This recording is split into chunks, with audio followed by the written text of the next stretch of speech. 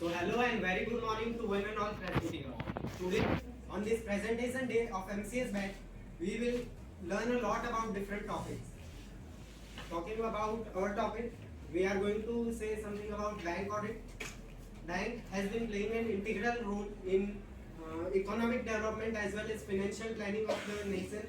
At the same time, bank has also played a very important role in trade, commerce and agriculture of the nation's development.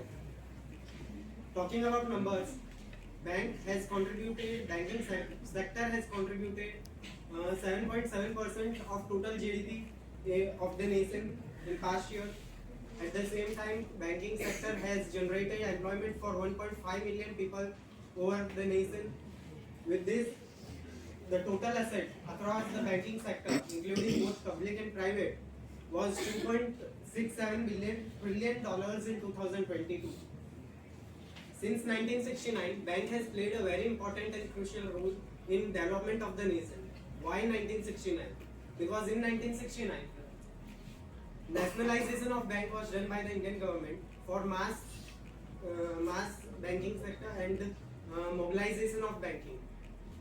In next 25 years, government of India is has a dream to become a developed nation, and to reach this dream, government has to bank has to play a very important and critical role. With this, bank has to face a variety of risks, जैसे credit risk, market risk, liquidity risk. With this, bank also deals with confidential information of its customer. Bank has to maintain this confidentiality, and so a proper internal control system, risk planning system, everything shall be maintained. For this, bank audit comes into its role. Our topic is bank audit, and making it simpler, we are trying to make the presentation in some parts and scenes. So let's start with this. The first thing where Monica will be teaching us about the bank and the process of the whole banking system.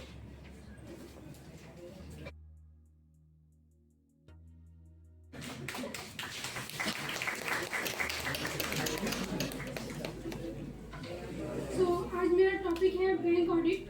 तो आप में से कोई बताना चाहेगा कि bank audit क्या है? Yes, we all know that bank is the backbone of the economy. The main function of the bank audit is to verify the accuracy and completeness of the financial statement and books of accounts maintained by the bank, and evaluate the creditworthiness that all loans will be sanctioned against the proper documents and within the credit limits. That is the basic function of the bank audit. Whether it is complied with law and regulation. Yes. It's correct. और इसके बाद मैं बताना चाहूँगी कि अब जब bank audit करते हैं तो यहाँ पे 5 स्टेजेस होते हैं. तो जैसे कि हम पहले इनिशियल कंसिडरेशन लेंगे, जिसमें हम इनिशियल कंसिडरेशन में हम देखेंगे कि जैसे फर्स्ट ऑफ ऑल आपको अप्लाई करते हैं, हम लोग एज ए ऑडिटर हम लोग अप्लाई करते हैं कि हम बैंक ऑडिट करना चाहते हैं. फिर अपनी टर्म्स एंड कंडीशन लिख के भेजते हैं, हम फीस लिख के भेजते हैं एज पर एडवांसेस. और इसके अलावा हम लोग डिक्लेरेशन भेजते हैं कि हम लोग किसी तरह से बिल्कुल डिफॉल्टर्स नहीं हैं. ये सब इनिशियल कंसिडरेशन होते हैं, टर्म्स एंड कंडीशंस यहाँ पे होते हैं.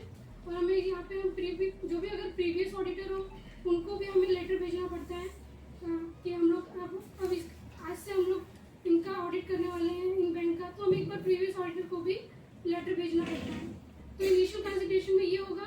एंड देन हम लोग आगे वाले पार्ट में अंडरस्टैंडिंग पार्ट है, जिसमें हम लोग बैंक ऑडिट के वो स्ट्रक्चर को समझेंगे, और उसके बाद हम लोग रिस्क असेस करेंगे कि क्या क्या रिस्क हो सकते हैं. अपने इंगेजमेंट पार्टनर, अपने इंगेजमेंट टीम के साथ डिस्कस करेंगे ये सब, और फिर उस प्लान के हिसाब से, ऑडिट प्लान के हिसाब से हम एग्जीक्यूट करेंगे एंड देन रिपोर्ट करेंगे. तो रिपोर्ट में सिर्फ बैंक ऑडिट रिपोर्ट नहीं होगा, उसमें LFR होगा, एडिक्वेसी ऑफ इंटरनल कंट्रोल होगा, income recognition, asset classification report. तो ये सारे रिपोर्ट सबमिट करने पड़ते हैं. इसके अलावा हम इसके बाद एडवांसेस पे जाते हैं, जिसके बेसिस पर ऑडिटर को सिलेक्ट किया जाता है. तो किस टाइप के एडवांसेस बैंक देती है, कोई बता सकते हैं? मैं बताना चाहती टर्म लोन और कोई cash credit house loan, vehicle loans and advances.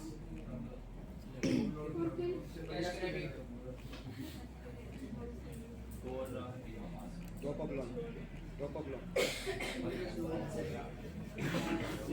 Type के एडवांसेस बैंक आप सब सही बोल रहे हो, इसी प्रकार के एडवांसेस बैंक देती है।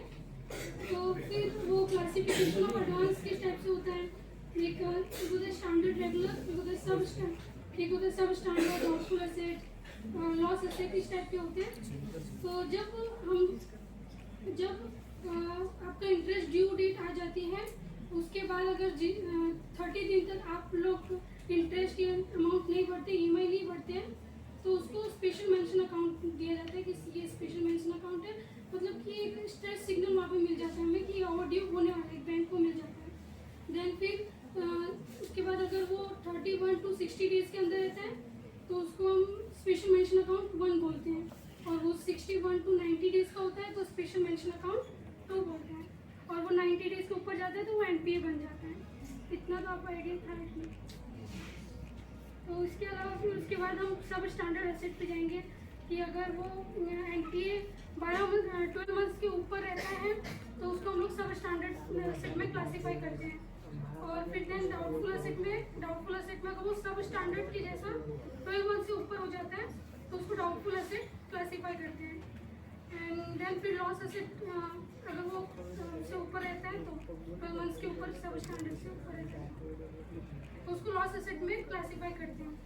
और उसके बाद हम प्रोविज़न फिर उस हिसाब से प्रोविजनिंग करते हैं। तो प्रोविज़न के बारे में कोई पूछना चाहता है, प्रोविज़न क्यों करते हैं? ताकि फ्यूचर में लॉस ना हो, उसको हम बियर कर सकें।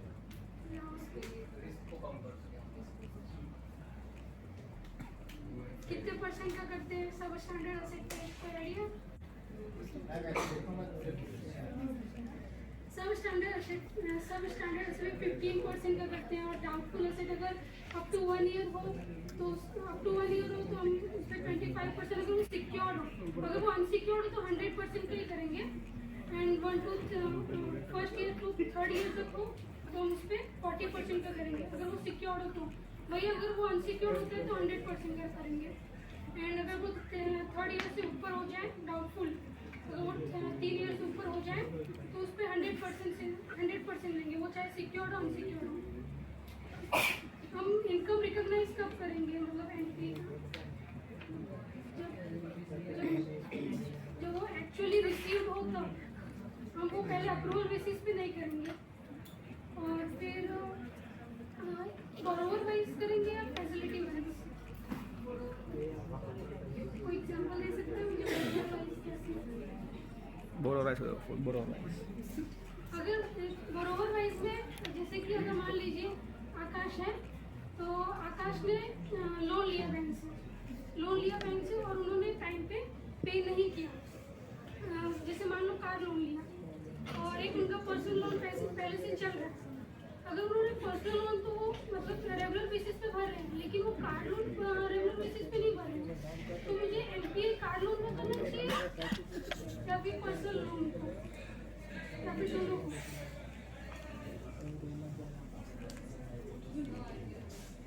हम बॉरोवर वाइज करते हैं ना, तो हम वो बॉरोवर वाइज करेंगे। अगर एनपी हो जाता है आपने कार लोन भरा है रेगुलर वाइज या फिर पर्सनल लोन रेगुलर वाइज भरा है, आपका किसी भी कोई भी लोन अगर रेगुलराइज आप नहीं पेमेंट करते हो तो उस पर तो वो बॉरोवर ही एनपी हो जाएगा। तो जो जितने भी उसके लोन होंगे वो एनपी हो जाएंगे।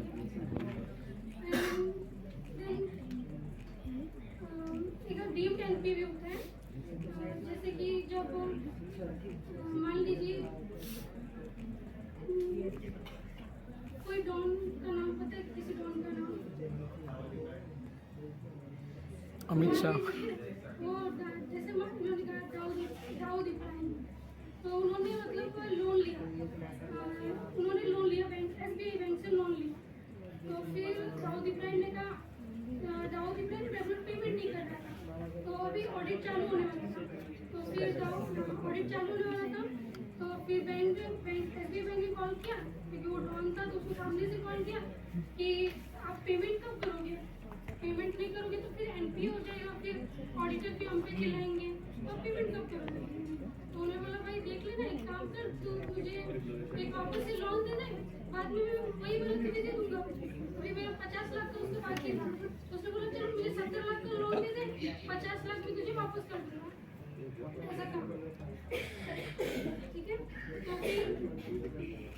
तो फिर वो नियरली बैलेंस शीट 31 मार्च तक उन्होंने ऐसा किया कि लोन दे दिया।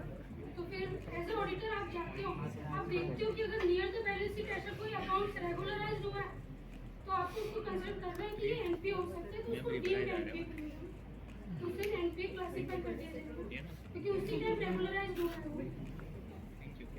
इसके अलावा यदि सेंट्रल गवर्नमेंट गारंटी देती है लोन के लिए तो उसे उसको एनपीए क्लासिफाई नहीं करेंगे अगर वो 90 डेज से और हो जाता है क्योंकि उसकी गारंटी सेंट्रल गवर्नमेंट दे रही है। इसके अलावा कंजोर्टिव एडवांस के बारे में किसे पता है? कंजोर्टिव एडवांस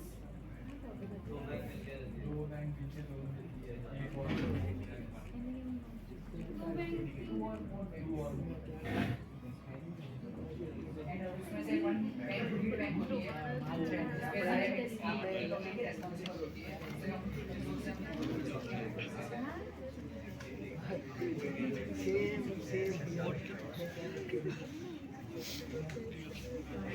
कंजोर्टिव एडवांस के बारे में देखेंगे। इसमें जैसे मान लीजिए कि एसबीआई ने लोन दिया, एसबीआई के पास उसका पैसा अवेलेबल नहीं था, उसके उन्होंने जैसे पीएनबी से एचडीएफसी से मिलकर लोन दिया। पीएनबी, एचडीएफसी, आईडीबीआई ये चारों बैंक से मिलकर लोन दिया। तो एसबीआई ने बोला कि मेरे पास 100 करोड़ का लोन लेना है, तो उन्होंने 20 करोड़ का लगभग 25 करोड़ ये दे रहे, 25 करोड़ ये दे रहे, 25 करोड़ ये दे रहे, 25 करोड़ ये। तो ये टोटल 100 करोड़ का लोन दिया इन्होंने सबने मिलकर, एसबीआई लीड बैंक है। तो फिर जब पेमेंट करने की बारी आई, सामने क्लाइंट ने जब इनको पेमेंट किया प्रिंसिपल अमाउंट विद इंटरेस्ट, तो एसबीआई को पेमेंट किया पूरा फुल अमाउंट क्योंकि वो लीड कर रही थी, उनको पेमेंट किया और वो पेमेंट इनके पास नहीं आया। तो फिर हम मतलब यहाँ पे तीनों के इनके पास नहीं आया तो क्या इसमें एनपीए हो जाएगा क्योंकि इनके पास तो पेमेंट आया ही नहीं। doesn't fall in the category of NPA because the borrower has to pay principal along with the interest to SBI. So it cannot be considered as NPA. तो अभी एसबीआई ने तो पेमेंट तो किया ही नहीं, तो मैं इसको एनपीए मान सकती हूँ कि नहीं मान? बाकी बैंक्स में बाकी जो 3 बैंक है उनके लिए जो बॉरोवर है वो एनपी होगा, एसबीआई के लिए वो एनपी नहीं होगा, वो रेगुलर अकाउंट है। करेक्ट बोल रहे हैं।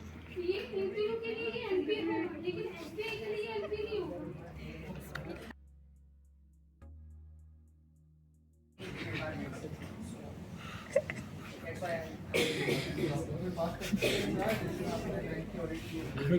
नहीं सर, मैंने मेरा कोई एक्सपीरियंस नहीं रहा है, बट मुझे इसी सेक्टर में काम करना है। मैं इस सेक्टर में इसलिए मेरी ये स्ट्रेटेजी थी, इसलिए मैं इसी डिपार्टमेंट में काम करना चाहता हूँ। पहले क्या काम किया? पहले मैंने जनरली बैंक का काम नहीं किया है, मैं आईटी एंड जीएसटी डिपार्टमेंट में था, बट मेरा इंटरेस्ट है बैंकिंग से। तो हमें दिख रहा है आपका इंटरेस्ट बैंकिंग सेक्टर में, तो थोड़ा नॉलेज शेयर करना चाहिए बैंकिंग सेक्टर के लिए। तो बैंकिंग सेक्टर में LFR LFR means long form audit report, जो कि बैंक को सबमिट करना होता है before 30 June every year. It is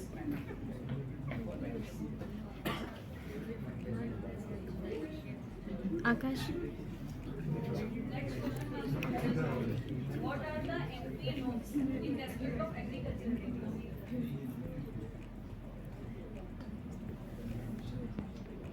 What is NPA? NPA is a non-performing asset. When the asset of the bank ceases to generate the income for the banks, then it should be classified as NPA. तो ऐसा scam या कुछ पता है जहाँ पे NP हो चुका है, ऐसा कुछ करिए। मैं आपके साथ विजय माल्या का इंसिडेंट शेयर करना चाहूँगा। We all know that Vijay Mallya एक प्रोमिनेंट बिजनेस बैकग्राउंड से थे। उनके फादर का नाम विट्ठल माल्या, जो कि सक्सेसफुल बिजनेसमैन रह चुके हैं। बट विजय माल्या की एक रॉन्ग स्ट्रेटेजी ने, एक रॉन्ग डिसीजन ने आज उनको बैंकक्रप्ट कर दिया और वी ऑल नो दैट वो भगोड़े के नाम से जाने जाते हैं। इन 2005 विजय माल्या ने मैरिट डेकन को एक्वायर किया। उनकी स्ट्रेटेजी ऐसी थी कि उनको अपना बिजनेस एक्सपांड करना था, उनको सिर्फ डोमेस्टिक फ्लाइट तक ही उनको सीमित नहीं रहना था, उनको इंटरनेशनल फ्लाइट्स लॉन्च करनी थी। इंटरनेशनल पैसेंजर्स को वो मिनिमल कॉस्ट पे लग्जरी फैसिलिटीज देना चाहते थे। And in the year 2012 Kingfisher airlines operating losses में जाने लगी बिकॉज उन्होंने अपनी इनिशियल इंटरनेशनल फ्लाइट की जो कॉस्ट थी वो एकदम मिनिमल रखी थी एंड फैसिलिटीज लग्जरी दे रहे थे। बट एट द एंड उन्होंने जब अचानक से टिकट के प्राइस में हाइक किया तो उनके पैसेंजर में at a very huge amount decline हुआ। सो इन 2012 एविएशन सेक्टर ने उनका लाइसेंस भी कैंसिल कर दिया एंड इन 2016 9,000 करोड़ का उनको एनपीए डिक्लेयर हुआ।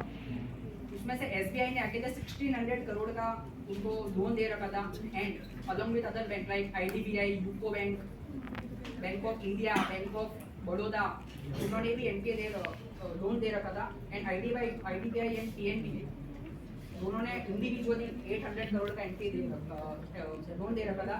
सो उनको एनपीआई क्लासिफाई करना पड़ा।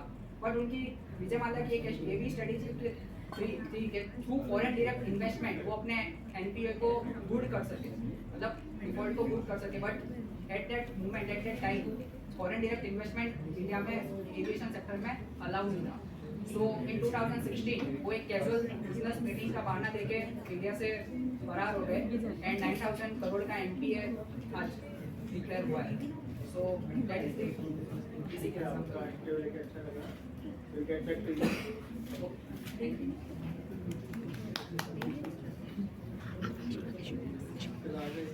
Next, please. Hi, madam. Have a seat. तो मैम सीधा पॉइंट पे ही आते हैं। आपने अपने रेज्यूमे में लिखा है आपने बैंक की ऑडिट काफी की है, थोड़ा बहुत बताइए क्या होता है बैंक की ऑडिट। आर्टिकल शीट के दौरान मैंने 2 से 3 बैंक ऑडिट किए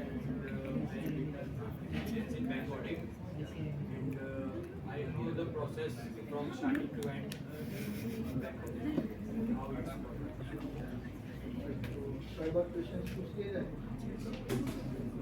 तो आपको क्या लगता है ऑडिट एविडेंस हम कैसे ऑब्टेन कर सकते हैं? like advances are the major portion of the asset of the bank, so it's required major attention. So amount included in the balance sheet that represent advances are outstanding at the date of the balance sheet, and we can also check that there are no unrecorded advances at the end of the year.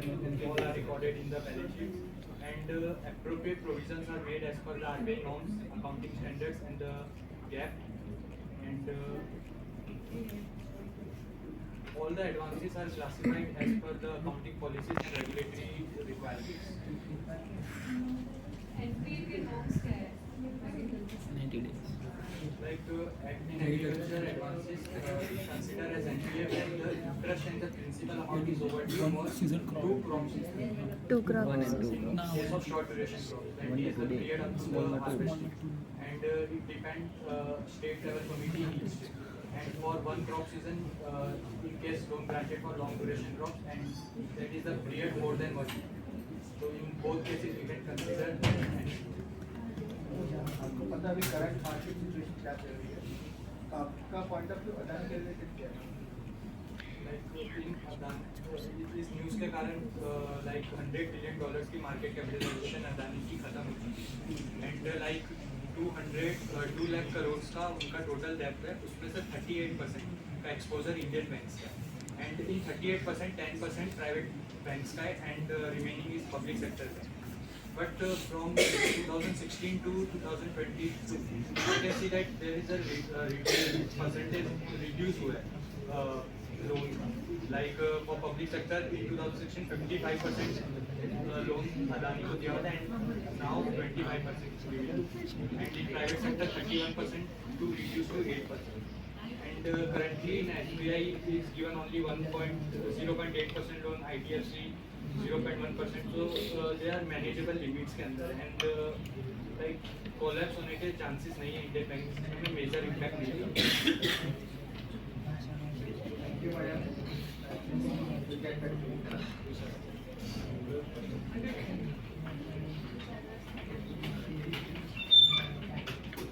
तो in this third scene आपको bank को audit मिल गया है, bank को एक auditor मिल गया है, तो manager of the bank Bhavin और उसके सब एम्प्लॉइज ऑफिसर्स अपनी मीटिंग कर रहे हैं, तो वो लोग मीटिंग अटेंड कर रहे हैं।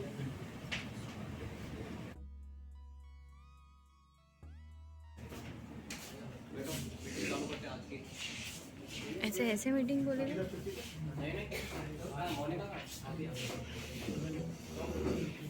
छुट्टियों पहले डिस्कस कर लेते हैं भाई, प्रिपेयर करना है अपने ऑडिट के लिए, ठीक है? तो मैं उसके लिए क्या क्या तैयारी करूँ? ओके, सबसे पहले तो तुम छुट्टियां पे थे भाई, बैकलॉग क्लियर करो अपने, ठीक है? फाइनेंशियल स्टेटमेंट अपने पूरे रेडी होनी चाहिए, और सिर्फ रेडी नहीं करने, अपने को अप टू डेट प्रिपेयर करना और एक्यूरेट होनी चाहिए, ठीक है?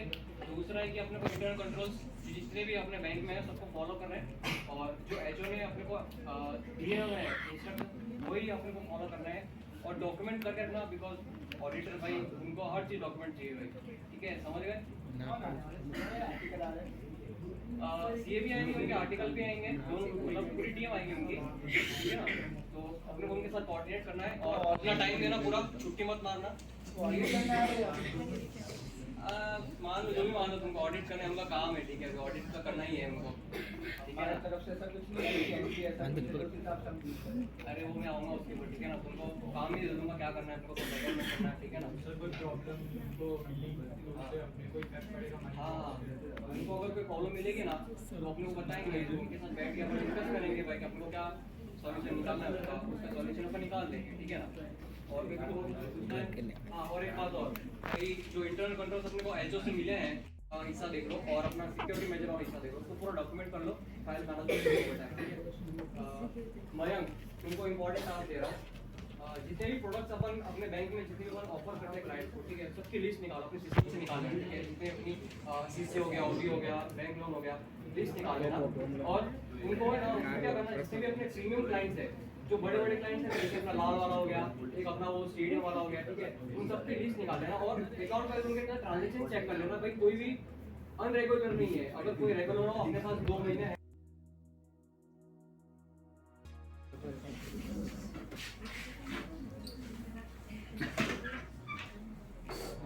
और मेरे चीजों क्या बढ़िया एकदम, खाना पीना बढ़िया चल रहा है। लेट क्यों आते हैं? ट्यूशन टीचर का भी ना आज तक वही 11 साढ़े 11 से पहले छोड़ते हैं। अच्छा, तो अपने को अब बैंक ऑडिट में जाना है गोवा। गोवा सोचते हैं, काम के लिए जाते हैं। सुबह नहीं, हम ऐसे में करना, सुबह होगा बाद में करना, वो किसी और ठीक है? तो तुमने किसी का भी बैंक ऑडिट किया? पहला एक्सपीरियंस है, चलो बढ़िया। तो अपना ऐसा है, कुछ गाइडलाइंस है आरबीआई की, वो अपने को फॉलो करने का, ठीक है? तो फर्स्ट ऑफ ऑल अपने एज अ सीए जा रहे हैं, एज अ आर्टिकल जा रहे हैं, तो हम अपने इंस्टीट्यूट को, अपने फॉर्म को रिप्रेजेंट करते हैं, तो वहाँ पे प्रोफेशनली बिहेव करना है। हमारे नानी का घर नहीं पता चल रहा है, ठीक है? प्रोफेशनली बिहेव करना है, एकदम उनकी तरह एकदम प्रोफेशनली बात करना है, ठीक है? मैंने तुमको ऑडिट प्रोग्राम दे दिया है और चेकलिस्ट दे दी है, वो तुम देख लेना। अच्छा, कुछ फॉलो करना है अपने को गाइडलाइन, क्या देखना है ऑडिट में, क्योंकि तुम्हारा पहला एक्सपीरियंस है, तुम देखना नन्हे बच्चे अभी कर रहे हो, ठीक है? मैं बताता हूँ तुमको करना है। सबसे पहले अपने क्या करेंगे, जो बैंक अकाउंट है वहाँ पे डिपॉजिट्स है, सेविंग अकाउंट्स खुले होंगे बहुत सारे, तो अपने पास सबके एप्लीकेशन फॉर्म्स है, उसमें केवाईसी डिटेल्स है। सर केवाईसी में क्या चेक करना है? केवाईसी में बेसिकली वेरिफिकेशन डिटेल्स है, तेरा पैन कार्ड है कि नहीं, आधार कार्ड है कि नहीं, फोटोग्राफ्स है कि नहीं, नॉमिनी अगर नॉमिनी है तो उसका साइन है कि नहीं, नॉमिनी का नाम है कि नहीं, वगैरह। ओके, सेकंड है कि जो बैंक्स है वो पब्लिक का पैसा यूज कर, उनके पास पब्लिक का पैसा है। दूसरा अपने को क्या देखना है कि जो बैंक कैश, उनकी बैलेंस शीट में कैश दिया हुआ है उतना उनके तिजोरी में पैसा है कि नहीं। ओके, तीसरा है कि गोल्ड, तुम जानते हो बैंक गोल्ड लोन भी बहुत देती है, तो अपने को ये चेक करना है कि गोल्ड पे लोन दिया है जो उसके सामने गोल्ड लिया है कि नहीं। अब फिजिकली वेरीफाई करना है, सैम्पलिंग बेसिस पे कर लो, क्योंकि बहुत सारे लोन हो सकते हैं, तो सैम्पलिंग 10-20 करके करने। ओके, वैल्यूअर सर्टिफिकेट जरूर देख लेंगे कि वैल्यूअर सर्टिफिकेट है कि नहीं। ओके, चौथा है कि कैश, कि जो ओपनिंग कैश है, मतलब जितने एक्सेप्ट डिपॉजिट आया है माइनस विड्रॉल, ये जो क्लोजिंग बैलेंस है वो जो बुक्स में दिख रहा है वो मैच हो रहा है कि नहीं, वो सबसे मेन काम है। दूसरा एटीएम मशीन देखने का, एटीएम मशीन में जो स्लिप है वो निकल रही है कि नहीं, एक तो तुम डमी ट्रांजैक्शन कर लेना अपने अकाउंट में, ठीक है? सॉरी, कार्ड है। नाउ 6, तो तुम्हें पता है कि सबसे बैंक का मेजर है लोन्स एंड एडवांसेस। वो लोन्स एंड एडवांसेस देता भी और देता भी।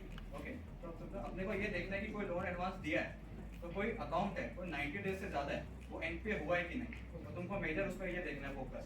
और जो बड़े अकाउंट्स हैं जो इनके चाचा भतीजे वाले नहीं, बड़े बड़े अकाउंट्स है ना, विजय माल्या जैसे कितना चूना लगा के अपने को, वैसे जो बड़े अकाउंट्स होते हैं वो देखने का और फोकस करने का कि क्या उनका एनपीए हुआ है, अगर 90 दिन से ज्यादा हो गए तो एनपीए हुआ है कि नहीं हुआ।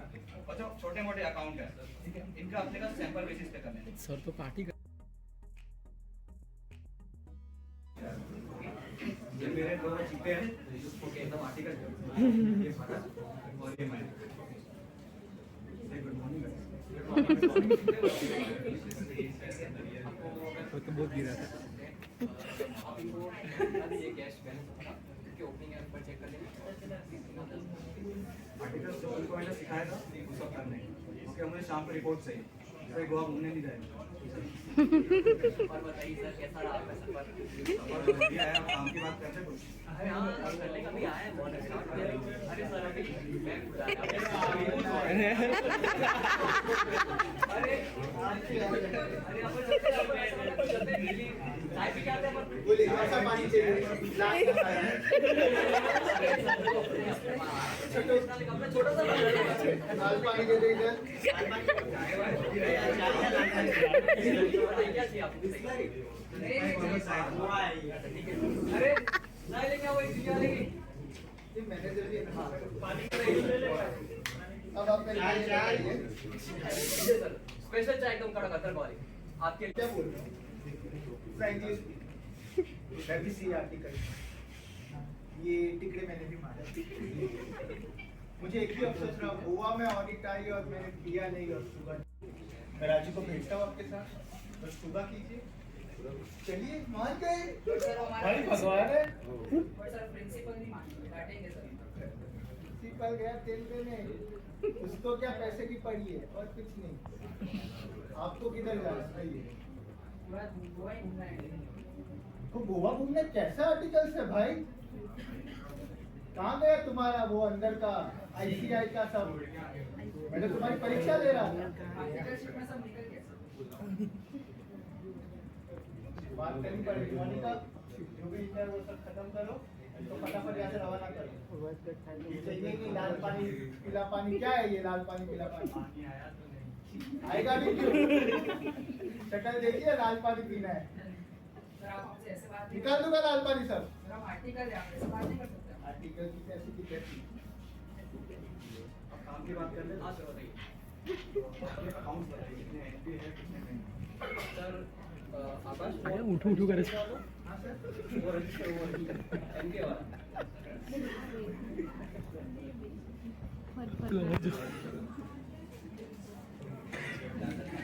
सर ये नहीं हमारे क्या आप चेक करना चाहते हो चेक करिए तो करूँगा। हाँ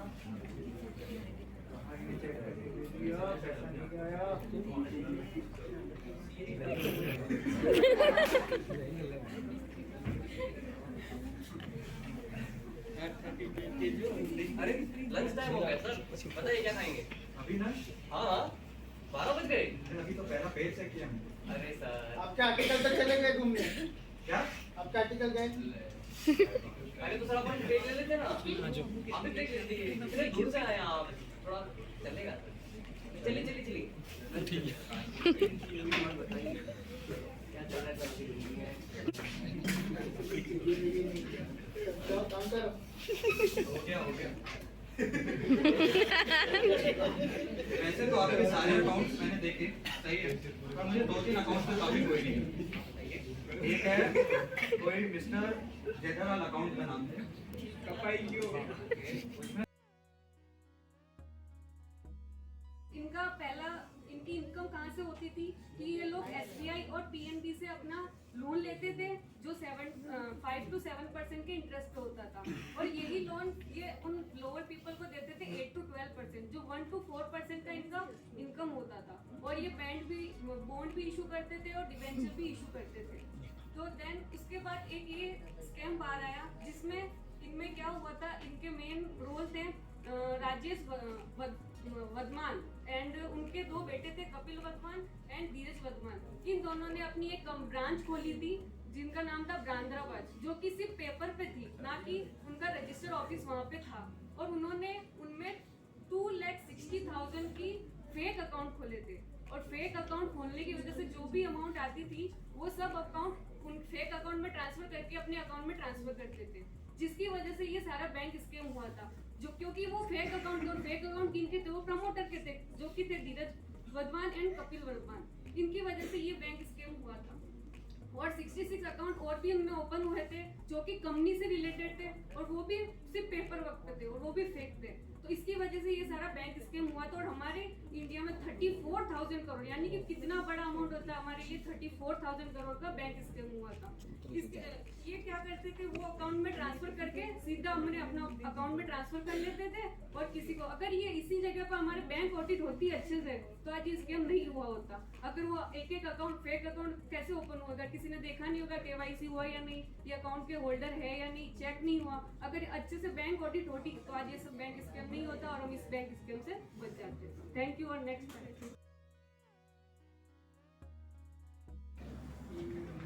इसके बारे में किसी ने सुना है? ओबीजी किसी ने, कितना ने सुना है? हाथ खड़े कर लो। 2 ने सुना है, मतलब कुछ भी बोल सकता हूँ। तो ABG शिपयार्ड करके एक कंपनी थी, है मतलब ठीक है, 1985 में इनकॉर्पोरेट हुई, बड़ा अच्छा बिजनेस चल रहा था। 1991 के बाद जैसे ही एक्सपोर्ट इंपोर्ट, जैसे LPG बढ़ा क्या, LPG को जब मनमोहन सिंह ने इंट्रोड्यूस किया 1991 में, इसका बड़ी नॉलेज है। 1991 में जब ये इंट्रोड्यूस हुआ, तब से एक्सपोर्ट इंपोर्ट इंडिया में काफी बढ़ गया, जिसके कारण ABG शिपयार्ड को बहुत ऑर्डर्स मिले। तो बेसिकली ये ABG शिपयार्ड क्या करती थी, इंडिया में 2 ही कंपनी थी, कोची शिपयार्ड और ABG शिपयार्ड। ये दोनों शिप्स बनाते थे, कार्गो शिप्स। तो इनकी कॉस्टिंग होती थी 40 CR से लेके 100 CR तक, काफी बड़ा अमाउंट है। तो ये लोग का बिजनेस मॉडल ऐसा था, वो पहले क्लाइंट से थोड़ा एडवांस मांग लेते थे, और एक शिप को बनने में 2 से 3 साल तक का समय लग जाता था। सो 1991 के बाद इन्हें बहुत ऑर्डर मिले। एक सोर्स के हिसाब से इन्होंने अभी तक 160 शिप्स बनाई है। बहुत बड़ा नंबर है, क्योंकि एक शिप को बनाने में 2-3 साल लग जाता है। बट इनका बिजनेस अच्छा चल रहा था, हर साल 200-300 करोड़ का प्रॉफिट हो रहा था। तो ये लोग को ऐसी तो क्या नौबत पड़ी कि इतनी बड़ी ट्रेजेडी होगी उनके साथ। तो ये बात है 2008 की, फाइनेंशियल क्राइसिस हुआ था। 3 से 4 शिप, ऐसा तो नहीं है कि इनका प्री ऑर्डर 3 से 4 शिप का ही होगा, काफी सारे शिप्स का ऑर्डर था। बट कंपनीज ने ऑर्डर कैंसिल कर दिया, मतलब जो भी वर्क इन प्रोग्रेस में था वो सब अब डेड स्टॉक जैसा बन गया। एट द एंड क्या हुआ, इन्होंने बैंक से लोन लेने का फैसला किया। सो अराउंड 28 बैंक से उन्होंने कस्टोडियम लोन लिया, और ICICI was the first bank to lead it. ICICI ने अकेले 7,542 करोड़ का लोन दिया। उसके बाद SBI आता है, फिर IDBI एंड मेनी मोर करके 28 कंपनी ने, बैंकिंग ने उन्हें लोन दिया। बट जब हम ये टॉपिक पे जाते हैं तो बोलते हैं कि भाई ऑडिटर्स क्या करते हैं। सो एट द एंड जब लोन दिया था तब कंपनी का प्रॉफिट था 200 करोड़, एज आई से। प्रॉफिट तो 2007 से पहले ही था, 2000 के बाद तो 200 करोड़ का प्रॉफिट भी वो लॉस में जा रहे थे। और एज पर 2018 या 2016 के हिसाब से 3147 करोड़ का लॉस था। सो कंपनी ने लोन किस हिसाब से दिया, एज पर उनका क्लैरिफिकेशन आया है। तो करंट लायबिलिटी और करंट एसेट तो सबको पता है। सो शिपयार्ड के पास 5400 की करंट एसेट थी, उसके सामने 5600 की करंट लायबिलिटी। हमें पता ही है ऑलरेडी लॉस में है ही, current asset minus current liability already loss में है ही, बट फिर भी लोन दिया। बट जब फॉरेंसिक ऑडिट हुई, फॉरेंसिक ऑडिट किया EY ने, तो उन्हें पता चला कि 5400 करोड़ में से 3600 करोड़ की तो शिप्स ही है, जो कि डेट स्टॉक ऑलरेडी पड़ा हुआ है। और पूरे फॉरेंसिक ऑडिट पे ये सामने आया कि इनके जो ओनर है उन्होंने एक बहुत बड़ा स्कैम किया, और ये स्कैम कोई छोटा मोटा नहीं था, 22,842 करोड़ का स्कैम था। It is the second largest scam of India after DHFL। और ये स्कैम पूरा कैसे हुआ? सब पैसे इन्होंने बैंक से, ये बैंक से लिए, वो बैंक से लिए, फिर जो भी टैक्स हेवन कंट्रीज है लाइक मॉरिशस हो गया, फिर बहुत सारे ऐसे कंट्रीज है, मेरे को मॉरिशस ही अभी याद है, सॉरी, तो वहाँ पे जाके उन्होंने शेयर्स कंपनी खड़ी कर दी और वहाँ पे सब पैसा ट्रांसफर करके पूरा पैसा घुमाया। एज पर रिपोर्ट अराउंड 2021 में ही अराउंड पूरे कंट्री में 1 लाख करोड़ का NPA हुआ है। 1 लाख करोड़ किसे बोलते हैं? GST का कलेक्शन भी 1 लाख करोड़ होता है। 1 लाख करोड़ में उत्तर प्रदेश अकेले 18 लाख MSME को रोजगार दे सकते हैं, लोन दे सकता है। पूरे नॉर्थ ईस्ट को, एग्रीकल्चर सेक्टर को जो लोन की अमाउंट है वो भी 99,000 करोड़ की है, और ये तो 1 लाख करोड़ से भी ज्यादा है। So can you just imagine? तो सबसे पहले वाउचिंग में अलग अलग टाइप के वाउचर्स हमें मिलते हैं। एक बंडल प्रोवाइड किया जाता है, उसमें बहुत सारे वाउचर्स होते हैं, टैक्स होते हैं, डिपॉजिट स्लिप होती है, प्रीसीडिंग डेज के लास्ट कुछ डेज के एक्सपेंस जो बैंक ब्रांच ने एक्सपेंस किए थे उसके वाउचर्स होते हैं। बाद में मैनेजर को कुछ एप्लीकेशंस मिलते हैं, वो होते हैं chequebook related, debit card related, कोई भी वो सारे वाउचर्स दे दिए जाते हैं। अब चेक की बात करें तो चेक में बहुत सारे स्टैम्प्स हमें चेक करने होते हैं, स्टैम्प्स जो लगे होते हैं वो हमें चेक करने होते हैं, तो हर टाइप के स्टैम्प्स चेक होने चाहिए।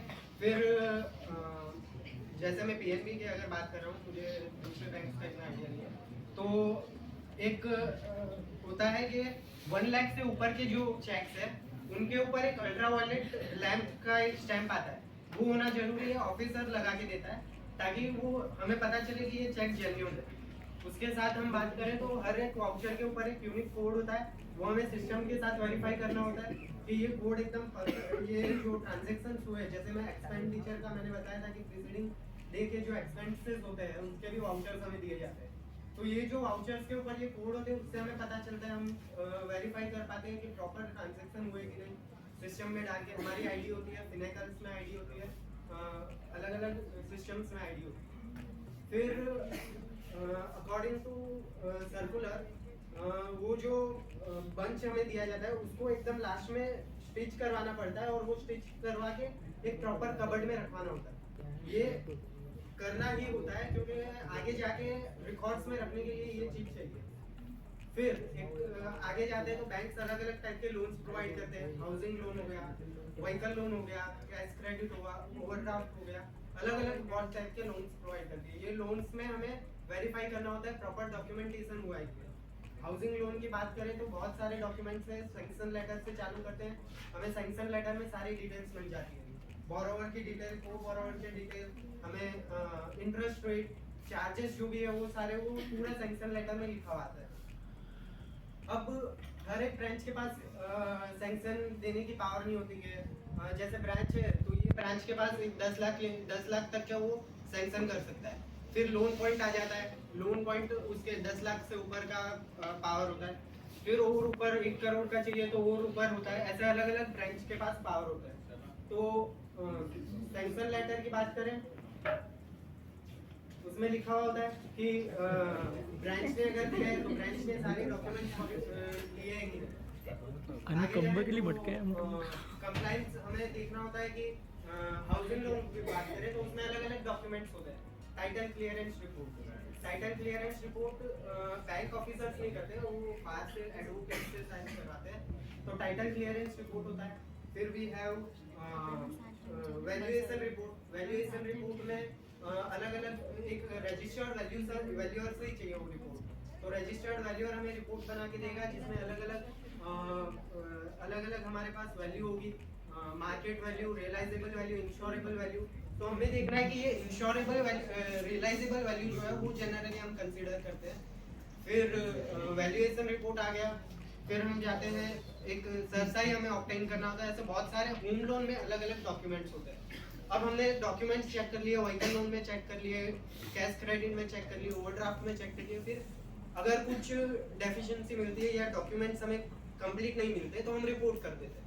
रिपोर्टिंग के बाद फिर ब्रांच मैनेजर अगर आगे रिपोर्टिंग कर दी, हम हर मंथ एंड पे रिपोर्ट करते हैं, तो मंथ एंड पे हमने रिपोर्टिंग कर दी, आगे जाते हैं फिर नेक्स्ट मंथ में जैसे जैसे मैनेजर वो क्लियर करते हैं, बैंक ऑफिसर क्लियर करते हैं, वो फिर हमें वापस रिप्लाई देते हैं कि हमने ये क्लियर कर लिया है, तो हम वापस रीचेक करेंगे, रीवेरीफाई करेंगे कि whether that is properly done और नॉट।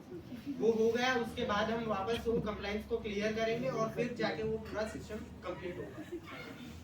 इसके साथ कंकरेंट ऑडिट में बात करें तो हमें कैश का ऑडिट करना होता है, proper cash at the end of the day properly tally हो रहा है कि नहीं सिस्टम से कैश बैलेंस। फिर हम जब वेटिंग में रहते हैं तो हमें कॉइन्स दिए जाते हैं, हमको पानी आवे भी ऑल्सो फॉर्चुनेट हमारा गुजरात से बाहर था। तो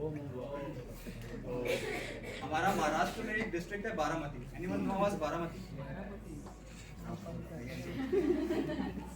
तो Baramati is one of the most political influence district of our country. वहाँ से बहुत पॉलिटिकल लीडर्स निकले हैं और सेंट्रल तक, not about Maharashtra government, central government तक उनकी वहाँ से आवाज़ है। तो आप जान सकते हो उस एरिया में बैंक ऑडिट करना। तो बेसिकली वी वेंट देयर, तो ऐसा होता है कि जैसे जमाई का स्वागत किया जाता है ससुराल में, वैसे एक स्टैट्यूटरी बैंक ऑडिटर का होता है खातेदार, सुबह से शाम तक खाना पीना सब, पीना तो रात में। ऐसा है तो हमारे होटल के बाहर ही ऑडिटर मतलब बैंक मैनेजर जिसकी सैलरी 2 लाख है और तुम्हारी 2000 जो कि 2 महीने में मिलते कभी 2 महीने में हम गए वहाँ पे, तो हमारे वहाँ स्वागत के लिए खड़े थे बैंक का मैनेजर, बैंक का क्लर्क। तो हमें लगा कि ऐसा क्या भाई हमें कि हमारा स्वागत करे आर्टिकल्स का। तो जाते हमको बैंक में गए तो everyone from the peon to the bank manager सब हमको सर करके जैसे मतलब बोल रहे थे और हम पीछे देख रहे थे क्योंकि हमें तो सर सुनने की आदत है। हमने ऐसा क्या कर दिया कि हमको सर बोल रहे हैं।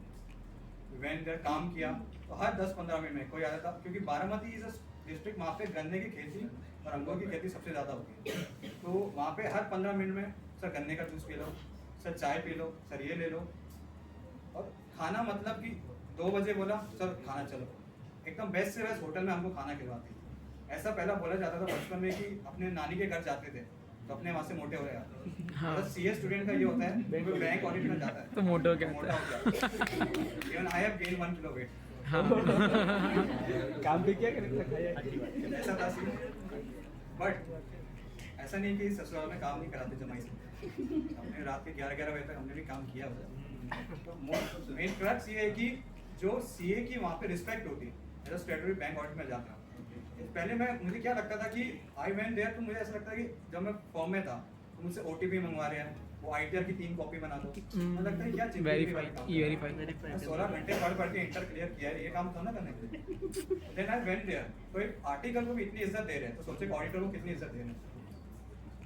तो पॉइंट ये है कि जो सीए का जो अपने पर्सपेक्टिव है उस दिन मेरा बहुत चेंज हुआ। एक टाइम था कि बैंक ऑडिट से पहले मैं सीए छोड़ भी रहा था कि मेरा 1-2 ग्रुप सेकंड में अटेम्प्ट लग गया था। मैंने सोचा इसकी क्या वैल्यू है, और देन आई रियलाइज कि जिस दिन मैं उस दिन बैंक ऑडिट गया तो मेरा एक्सपीरियंस जो था सीए के खिलाफ और सीए के साथ बहुत बदल गया। तो एंड में ये मैं 2 लाइन बोलना चाहूँगा कि गुजरे जब ऑडिटर बैंक से जैसे गुजरे कोई राजा महाराजा, गुजरे कोई राजा महाराजा, चिपकती है नजर सबकी जैसे चिपके लोहे चुंबक। दिल को छू गया, दिल को।